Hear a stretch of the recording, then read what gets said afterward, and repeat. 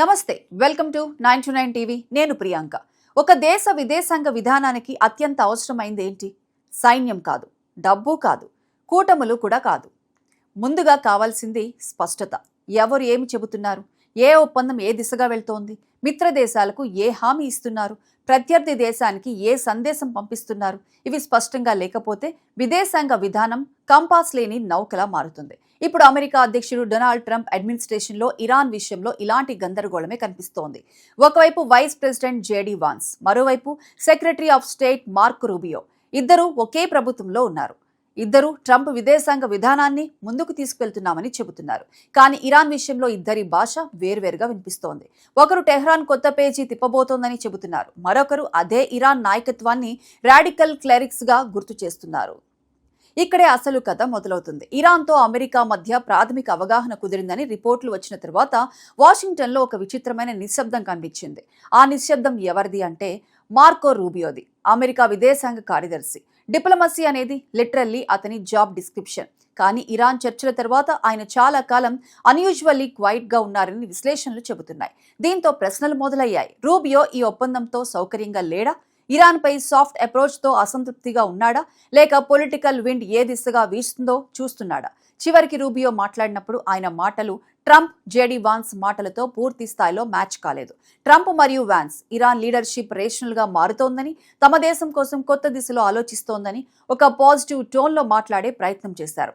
కానీ రూబియో మాత్రం మరో దిశలో మాట్లాడాడు. ఇరాన్ వ్యవస్థ ఇప్పటికీ రాడికల్ క్లెరిక్స్ చేతుల్లోనే ఉందని ఆయన గుర్తు చేశారు. అంటే ఒకవైపు డీల్ను అమ్ముకోవాలి, మరోవైపు అదే దేశంపై అనుమానం కొనసాగించాలి. ఇదే మిక్స్డ్ మెసేజింగ్.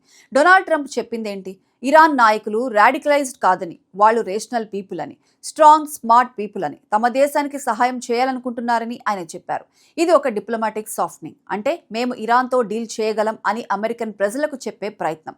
జేడీ వాన్స్ అయితే ఇంకో అడుగు ముందుకు వెళ్తాడు. ఇరాన్లో హార్డ్ లైనర్స్ తో పాటు పొలిటికల్ పీపుల్ కూడా గత 47 సంవత్సరాల అమెరికా వ్యతిరేక విధానం తప్పు అయిందేమో అనుకుంటున్నారని, ఇప్పుడు కొత్త పేజీ తిప్పాలనుకుంటున్నారని చెప్పాడు. ఇది చాలా ఆప్టిమిస్టిక్ రీడింగ్. అంటే వాన్స్ దృష్టిలో ఇరాన్ మార్పు దిశగా కదులుతోంది. కానీ రూబియో దృష్టిలో మాత్రం ఇరాన్ అదే రిజైమ్, అదే క్లెరికల్ కంట్రోల్, అదే ప్రాక్సీ నెట్వర్క్, అదే రీజనల్ ఇన్స్టెబిలిటీ. ఇక్కడే ట్రంప్ అడ్మినిస్ట్రేషన్లోని 2 ఫారిన్ పాలసీ స్కూల్స్ బయటపడుతున్నాయి. జేడీ వాన్స్ రిప్రజెంట్ చేసేది ఒక కొత్త రిపబ్లికన్ లైన్. ఎండ్లెస్ వార్స్ కు వ్యతిరేకం. అమెరికా ఖర్చులు తగ్గాలి, ప్రతి కాన్ఫ్లిక్ట్ లో అమెరికా పోలీస్ రోల్ తీసుకోకూడదు, డీల్ సాధ్యమైతే డీల్ చేయాలి, ప్రాంతీయ దేశాలే తమ బర్డెన్ మోసుకోవాలి. ఇది post Iraq Republican mind set. Marco Rubio represent చేసేది traditional hawkish Republican foreign policy. America power ప్రపంచ ఈవెంట్స్ ను షేప్ చేయాలి, ఇరాన్ పై నమ్మకం పెట్టకూడదు, ఇజ్రాయెల్ గల్ఫ్ ఎలైస్ సెక్యూరిటీ ముందుగా చూడాలి, ప్రాక్సీ గ్రూప్స్ పై ప్రెషర్ తగ్గకూడదు. ఇది ఇంటర్వెన్షనిస్ట్ ఎస్టాబ్లిష్మెంట్ మైండ్ సెట్. ఇద్దరూ ట్రంప్ లెగసీని తమదైన రీతిలో క్లెయిమ్ చేస్తున్నారు. కానీ యాక్చువల్ పాలసీలో ఆ తేడా బయటపడుతోంది. ఇక ఇజ్రాయెల్ విషయంలో ఈ డివైడ్ మరింత స్పష్టంగా కనిపిస్తోంది. జేడీ వాన్స్ రిపోర్ట్ల ప్రకారం లెబనాన్లో హెజ్బొల్లాపై ఇజ్రాయెల్ మిలిటరీ ఆపరేషన్స్ వల్ల ఇరాన్ నెగోషియేషన్స్ కాంప్లికేట్ అవుతున్నాయని అసహనం వ్యక్తం చేశారు. అంటే వాన్స్ కు priority ceasefire, diplomacy, deal closure. Israel యాక్షన్లు బోర్డర్ సెటిల్మెంట్ కు దెబ్బతీయకూడదన్నది ఆలోచన. కొన్ని రిపోర్ట్ల ప్రకారం ఇరాన్తో వచ్చే పెద్ద ఒప్పందాన్ని ఇజ్రాయెల్ కూడా అంగీకరించేలా ప్రెజర్ చేయడానికి వాన్స్ సిద్ధంగా ఉన్నాడని చెబుతున్నారు. కానీ రూబియో స్టాన్స్ వేరే. రూబియో కన్సిస్టెంట్లీ ఇజ్రాయెల్ కు సపోర్టివ్ గా కనిపిస్తున్నాడు. వాన్స్ ఇరాన్ తో మాట్లాడుతుంటే రూబియో ఇరాన్ చుట్టూ ఉన్న అలైస్ తో మాట్లాడుతున్నాడు. ఇజ్రాయెల్, లెబనాన్, గల్ఫ్ కంట్రీస్ ఇవన్నీ ఇరాన్ ఇన్ఫ్లుయెన్స్ ను కంటైన్ చేసే రీజన్ స్ట్రాటజీలో భాగం. అంటే వాన్స్ టెహ్రాన్ను కన్విన్స్ చేయడానికి ప్రయత్నిస్తే రూబియో వాషింగ్టన్ మిత్ర దేశాలను రీఅష్యూర్ చేయడానికి ప్రయత్నిస్తున్నాడు.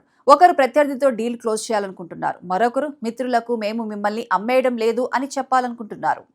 ఇదే అసలు ఇంటర్నల్ టెన్షన్. ఇప్పుడు ఇరాన్ ప్రాక్సీస్ విషయం చూద్దాం. హెజ్బొల్లా, హమాస్, ఇక రీజనల్ మిలిషియాస్, ఇరాన్ ఇన్ఫ్లుయెన్స్ నెట్వర్క్ లో ఇవి కీలక భాగాలు. రూబియో చెబుతున్నది ఏమిటంటే డీల్ ఫైన్ ప్రింట్ ప్రకారం ఇరాన్ ఈ ప్రాక్సీ గ్రూప్స్ కు సపోర్ట్ ఆపాల్సిందే.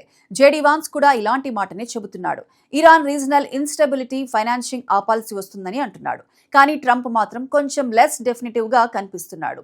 ప్రాక్సీస్ బాలిస్టిక్ మిసైల్స్ లాంటి నాన్ న్యూక్లియర్ ఇష్యూస్ ను గల్ఫ్ కంట్రీస్ తో ప్యారలల్ నెగోషియేషన్స్ ద్వారా తర్వాత హ్యాండిల్ చేయొచ్చని సూచిస్తున్నాడు. ఇది పెద్ద డిఫరెన్స్, ఎందుకంటే ఒక డీల్లో న్యూక్లియర్ ఇష్యూ మాత్రమే పరిష్కరించి మిసైల్స్ ప్రాక్సీస్ ని తర్వాతకు వదిలేస్తే ఇజ్రాయెల్ గల్ఫ్ అలీస్ కు ఇది అతిపెద్ద కన్సర్న్ అవుతుంది. వాళ్లకు ఇరాన్ న్యూక్లియర్ బాంబ్ కంటే ముందు ఇరాన్ బ్యాక్డ్ మిలీషియాస్ రోజు ఎదురయ్యే థ్రెట్. అందుకే రూబియో గల్ఫ్ టూర్లో యుఏఈ, కువైట్, బహ్రెయిన్ వంటి దేశాలకు రీఅష్యూరెన్స్ ఇవ్వడానికి ప్రయత్నించాడు. ఏ డెసిషన్ తీసుకున్నా Gulf partners security, stability, prosperity undermine కాకూడదని చెప్పాడు. ఇది డిప్లొమాటిక్ డ్యామేజ్ కంట్రోల్లో కనిపిస్తోంది. వాన్స్ ఇరాన్తో ఫ్యూచర్ గురించి మాట్లాడుతున్నాడు. రూబియో గల్ఫ్ అలీస్ కు ట్రస్ట్ గురించి మాట్లాడుతున్నాడు. ఇద్దరూ తమ తమ ఆడియన్స్ ను మేనేజ్ చేస్తున్నారు. కానీ ఒకే అడ్మినిస్ట్రేషన్ నుంచి వచ్చిన ఈ రెండు టోన్స్ ప్రపంచానికి అంబిగ్విటీగా కనిపిస్తున్నాయి. ఇక్కడ డొనాల్డ్ ట్రంప్ పాత్ర చాలా ఆసక్తికరం. ట్రంప్ 2 టేబుల్స్ పై బెట్టింగ్ చేస్తున్నట్లు కనిపిస్తున్నాడు.